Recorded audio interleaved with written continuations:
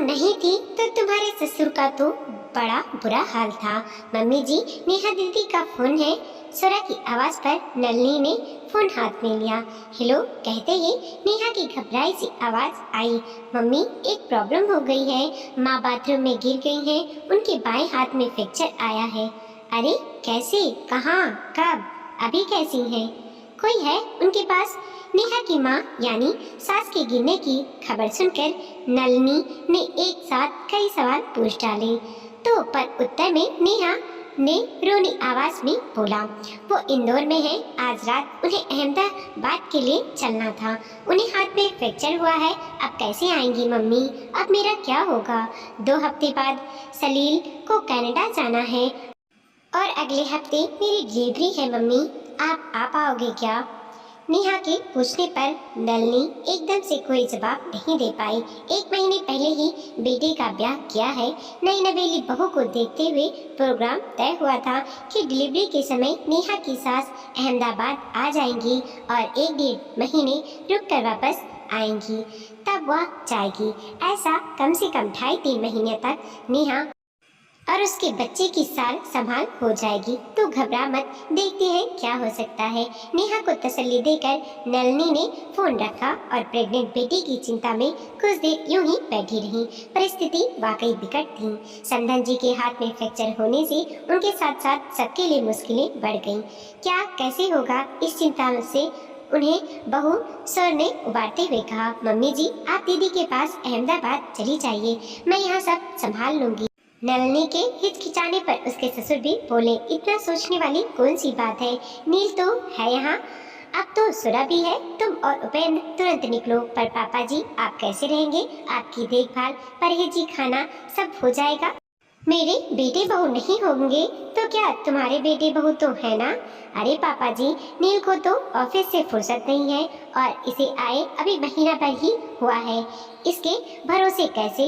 नलिनी हिचकिचाई तो 80 वर्ष के बूढ़े ससुर जी हंसते हुए बोले, मैं कोई छोटा बच्चा हूँ जो अपनी देखभाल ना कर पाऊँ, और ना सोरा बच्ची है जो घर ना संभाल पाए। तुम्हारी शादी हुई थी तब तुमने 20 वर्ष की उम्र में सब संभाल लिया था और तुम्हारी सास तो 16 वर्ष की ही थी जब ब्याह कर आई थी। अरे सोरा कैसे नहीं संभालेगी घर? क्यों सोरा, संभाल लेगी ना? हाँ जी दादाजी। क्या कहती सुरा और क्या कहती नलिनी अपने ससुर को? तब के और अब के जमाने में बहुत फर्क है। नलिनी का सिर अपने ससुर के सामने श्रद्धा से झुक गया। विपरीत परिस्थितियों के चलते मैं खुद को संभालूंगा कहकर उसका मनोबल बढ़ा रही है, जबकि वह जानती है कि पापा जी को बाथरूम तक जाना भारी पड़ता है। पापा जी और घर की जिम्मेदारी सुरा के भरोसे छोड़ने में उन्हें डर भी लग रहा था। आजकल की लड़कियां क्या जाने घर की सार संभाल, पर पापा जी और परिस्थितियों के आगे भाभी बस थी। यूं तो सुरा 1 महीने में से घर में है, पर अधिकतर समय तो मायके हनीमून और घूमने फिरने में ही निकल गया। वह स्वयं बेटे की शादी के बाद बड़े प्रयास से घर की व्यवस्था पुरानी पटरी पर लौटा पाई थी। अब यूं अचानक घर छोड़कर अहमदाबाद के लिए निकलने को मन नहीं मान रहा था, पर मौके की नजाकत को समझते हुए घर की व्यवस्था, पापा जी के परहेजों और दवाइयों के बारे में नील सुरा को समझाकर वह और उपेंद्र तुरंत हवाई जहाज से अहमदाबाद के लिए निकल गए। 9वें महीने के आखिरी हफ्ते में कब डिलीवरी हो जाए कुछ पता नहीं। मम्मी पापा को देखकर नेहा का सारा तनाव छूमंतर हो गया। उनके पहुंचने के 4 दिन बाद ही उसने पुत्री को जन्म दिया। कुछ दिनों बाद दामाद सलील कनाडा चले गए। नलिनी ने घर की सारी व्यवस्था संभाल ली और उपेंद्र ने बाहर की। नेहा और नन्ही परी के बीच समय कैसे निकलता कुछ पता नहीं चलता। भोपाल फोन करने पर पापा जी यहाँ की चिंता मत करो, सब ठीक है कहकर तसल्ली दे देते। 40 दिन बाद नेहा ने नलिनी से कहा, मम्मी अगले हफ्ते सलील आ जाएंगे, मैं भी चलने फिरने लगी हूँ, आप चाहो तो भोपाल चली जाओ। यह सुनकर नलिनी ने राहत की सांस ली। मन तो घर में अटका ही था, सो नेहा के कहने पर 2 दिन और रुककर नलिनी ने वापसी का टिकट करवा लिया। साथ ही उपेंद्र और नेहा को कह दिया कि उनके भोपाल पहुंचने की खबर पापा जी नील सोरा को कतई ना दे, सरप्राइज का मजा रहेगा। सरप्राइज की बात सुनकर नेहा खुशी खुशी मान गई, पर उपेंद्र पहुंचने की सूचना ना देने से कुछ असहज थी। रास्ते में ट्रेन में उन्होंने इस बवाती नलनी की से बात की तो वह बोली, पहली बार सुरा के भरोसे पापा जी और घर की जिम्मेदारी छोड़ी है। पापा जी नील तो सीधे साधे हैं, जब भी फोन किया सब ठीक है, चिंता मत करो कहते रहे। अचानक पहुंचने पर सुरा का असली मूल्यांकन हो पाएगा कि वह घर संभालने में कितनी सक्षम और घर वालों के प्रति कितनी संवेदनशील है। यह सुनकर उपेंद्र अवाक रह गए। नलिनी के फोन न करने के पीछे छिपी मानसिकता का उन्हें जरा सा भी भान नहीं था। वो तो समझ बैठे थे कि नलिनी अचानक पहुंचकर उन्हें सुखद आश्चर्य में डुबोने का मतव्यय रखती है। बिना किसी को सूचित किए उपेंद्र और नलिनी घर पहुंचे तो खुद सरप्राइज हो गए जब घर में ताला लगा देखा। बाहर का गेट किराएदार ने खोला और बताया कि सब लोग सुबह ही बाहर गए हैं। घर के बरामदे में उन्हें बैठकर वह चाबी लेने चला गया। आसपास नजर दौड़ाते नलिनी उपेंद्र बेहतर चौक के जब उन्होंने पापा जी के कमरे की बेंच की आराम कुर्सी और मेज बरामदे में रखी देखी। किराएदार से चाबी लेकर ताला खोला तो सख्ते में आ गए। पापा जी के कमरे में पर्दे और पेंटिंग के अलावा कुछ नहीं था। दीवार, अलमारी सब बरामदे में लगे छोटे से गेस्ट रूम में आ चुके थे। कमरे का हुलिया देखकर नलिनी को बहुत गुस्सा आया। कितने सुचारुपूर्ण ढंग से पापा जी का कमरा सजाया गया था। सुंदर पर्दे, पेंटिंग्स, कैन की कुर्सियाँ जिसमें मखमल की गद्दी लगी हुई थी, अखबार रखने के लिए टिपाई, एक छोटा टीवी, सारी सुविधा से संपन्न बुजुर्ग आज उसकी अनुपस्थिति में गेस्ट रूम में पहुंच गए थे। कल की आई लड़की की हिम्मत देखो। उपेंद्र पापा जी का यह हाल किया तो हमारा क्या करेगी। बुढ़ापे में आवेश में बड़बड़ाती हुई नलिनी पूरे घर में घूम आई थी। बाकी घर का हुलिया ठीक ठाक ही था। नील के ऊपर भी उसे बहुत क्रोध आया। उसी समय नलिनी से मिलने बगल वाली पड़ोसन आ गई। नलिनी को देखकर वह बोली, तुम्हें ऑटो से उतरते देखा तो चली आई। अच्छा हुआ तुम आ गई, तुम नहीं थी तो तुम्हारे ससुर का तो बहुत बुरा हाल था। एक दो बार आई मिलने, तभी जाना कि तुम्हारी नई नवेली बहू ने उन्हें अपने कमरे से बेदखल कर दिया है। मैं तो अक्सर उन्हें बरामदे या लॉन में भटकते देखती थी। अब हम लोग तो उसे कुछ कह नहीं सकते।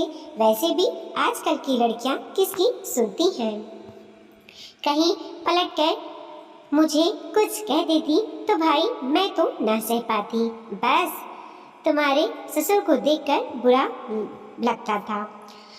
तुम लोगों ने उन्हें इतने आदर से रखा, पर तुम्हारी बहू ने तो वह बोल ही रही थी कि पापा जी की रौबदार आवाज आई। बेटा जी, आप मेरे लिए इतना परेशान थी, यह जानकर बड़ा अच्छा लगा, पर अपनी परेशानी मुझसे साझा कर लेती तो ज़्यादा अच्छा होता। यह सुनकर पड़ोसन हक बका गई और नलिनी सिर पर आंचल रखकर ससुर जी के पांव छूने लगी। आप कहाँ गए थे पापा, और अकेले कहाँ से आ रहे हैं। अकेला नहीं हूँ, सुरा है बाहर, कोई जानने वाला मिल गया है, उससे बातें करने लगी है।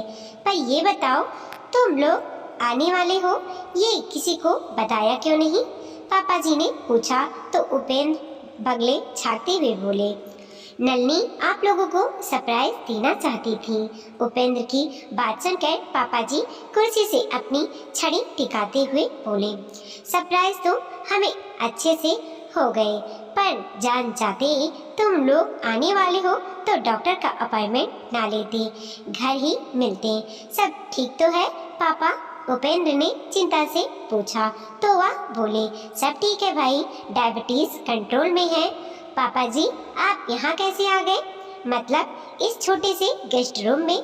नलिनी के पूछने पर वह बोले, अरे अभी इन्होंने तो बताया कि तुम्हारी बहू ने मुझे यहाँ भेज दिया। और हाँ बेटा जी, अब पापा जी पड़ोसन से मुखातिब थे, तुम जो अभी मेरी बहू के कान भर रही थी कि मुझे मेरे कमरे से बेदखल कर दिया गया है, तो सोचो, ऐसी हालत में मैं तो यहाँ दुखी गमगीन सा दिखता और बेटे बहू की नाक में दम ना कर देता कि जल्दी आओ।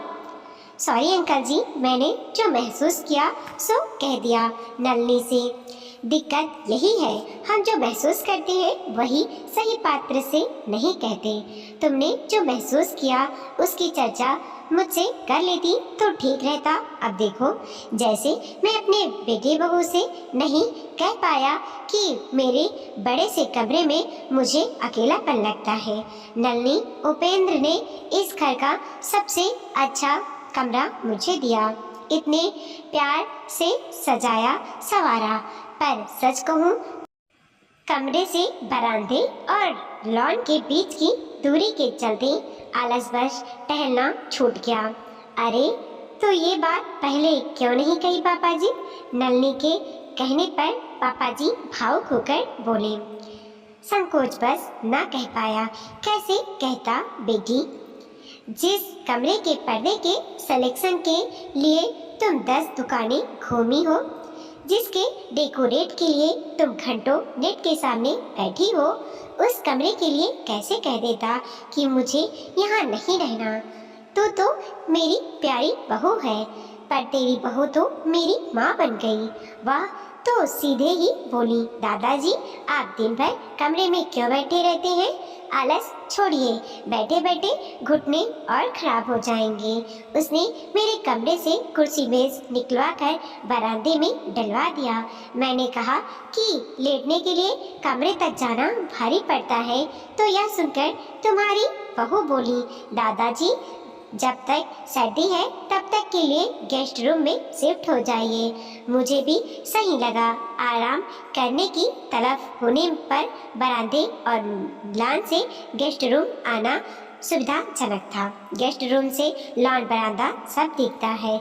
जब मन करता है बरामदे में टहल लेता हूँ, जब इच्छा हो लॉन में पेड़ पौधे फूल पत्तियाँ देख लेता हूँ। किराएदार के बच्चे खेलते हैं तो उनकी आवाज़ मन में ऊर्जा भर देती है। किराएदार के बच्चे नीचे खेलने आते हैं तो 2 बातें उनसे भी कर लेता हूँ। छोटा वाला तो रोज नियम से शाम 6 बजे लूडो ले आता है। बुरा ना मानना बेटी, ये कमरा छोटा जरूर है पर इसमें पूर्णता का एहसास है। चलने फिरने में गिरने का डर नहीं रहता। आसपास खिड़की दरवाजे मेज कुर्सी का सहारा है, छड़ी की जरूरत नहीं। अरे वाह, मम्मी जी आ गई। सहसा स्वरा का प्रफुल्लित स्वर गूंजा। पैर छूते हुए वह झांकी। अरे, बताया नहीं कि आप आ रहे हैं? पता होता तो आज हम हॉस्पिटल ना जाते। नलनी चुप रही तो पापा जी बोले, तुम्हारी मम्मी तुम्हें सरप्राइज देना चाहती थी। सरा चहकते हुए बोली, आज सरप्राइज का दिन है क्या? मम्मी जी, पता है दादाजी की सारी रिपोर्ट्स नॉर्मल आई हैं। देख लो, मेरी सैर रंग लाई। पापा जी के कहने पर स्वरा बोली, मम्मी जी बड़े जोड़ तोड़ किए दादाजी को टहलाने के लिए। रोज हम कहते टहलने को तो दादाजी आजकल कहकर टाल देते और अपने कमरे में बंद रजाई ओढ़े ठिठुरते रहते।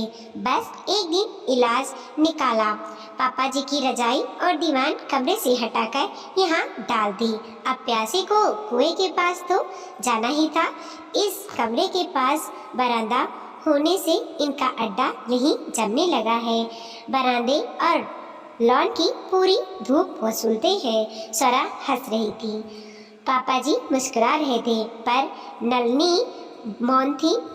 उसे गंभीर देखकर स्वरा की हंसी थम गई। वह कान पकड़ते हुए बोली, सॉरी मम्मी, नील ने पहले ही कहा था कि मेरी हरकत पर मुझे खूब डांट पड़ने वाली है। सोचा था जब आप आएंगी तब तक जनवरी की कड़ाके की सर्दी निकल जाएगी। आपके आने से पहले सारी व्यवस्था पहले जैसे कर दूंगी, पर आप तो बिना बताए आ गई और मेरी खुरापात पकड़ी गई। यह सुनकर नलनी गंभीरता से बोली, बताकर आती तो मूल्यांकन कैसे करती? किस बात का? स्वरा ने अचरज से पूछा तो नलनी बोली, सिक्के के दूसरे पहलू का मूल्यांकन। सिक्के का एक पहलू सही तस्वीर नहीं दिखाता है, ये आज जान लिया। अपने जीवन में मैंने कई बुजुर्गों को उपेक्षित जीवन जीते देखा है। जब घर बनवाया तभी सोच लिया था कि पापा जी को सबसे बड़ा, सुंदर और आरामदायक कमरा देंगे, पर इस चक्कर में हमने पापा जी को कमरे से बांध दिया, साथ ही अकेलेपन से भी। इसका तोड़ निकालना पड़ेगा। सर्दी तक तो यह सही है, पर गर्मियों में पुराने कमरे में रहेंगे पापा जी। पापा जी के पुराने कमरे में लाइब्रेरी शिफ्ट करके एक छोटा सा सोफा और क्वीन साइज बेड लगा देंगे। आने जाने वाले पापा जी के कमरे में बैठेंगे ताकि वहाँ रौनक भी रहे और बड़ा कमरा छोटा भी लगे और पापा जी का दिल भी लगा रहे। अरे वाह मम्मी जी, ये तो और भी बढ़िया आइडिया है। वैसे दादाजी दिन में यहाँ और रात को वहाँ सो सकते हैं। ये लो जी एक और आइडिया। उपेंद्र हंसकर बोले तो पापा जी बनावटी दुख के साथ कहने लगे, इसका मतलब है कि मुझे दोनों कमरों की देखभाल करनी होगी। स्वरा हंसकर बोली, और नहीं तो क्या, इसी बहाने आपका एक कमरे से दूसरे तक चलना फिरना तो होगा। कम से कम ये तो नहीं कहेंगे, हाय मेरा घुटना जाम हो गया। अपनी नकल करती स्वरा को देखकर पापा जी मुस्कुरा कर बोले, नलनी तेरी बहू बहुत शरारती है। यह सुनकर नलनी तपाक से बोली, मेरी बहू नहीं पापा जी, आपकी माँ। सब हंसने लगे। इस बीच किराएदार के बच्चों की गेंद बरामदे में आ गई। जो पापा जी 2 कदम चलने से कतराते थे, वह बच्चों की गेंद उठाने के लिए लॉन की ओर बढ़ रहे थे। नलनी उपेंद्र के लिए यह दृश्य सुखद था। आंटी जी आप चाय पियेंगी? स्वरा ने पड़ोसन से पूछा तो वह घर में बहुत काम है कहते हुए उठ गई। शायद उन्हें भी सिक्के के दूसरे पहलू का भान हो गया था। जाती हुई पड़ोसन को नलनी ने नहीं रोका। उसका ध्यान तो पापा की ओर था, जो खिलखिलाते चेहरे के साथ गेंद बच्चों की ओर उछाल रहे थे। वीडियो को लाइक कीजिए, कमेंट कीजिए और अपने दोस्तों के साथ जरूर शेयर कीजिए। चैनल पे नए हैं प्लीज़ सब्सक्राइब कीजिए।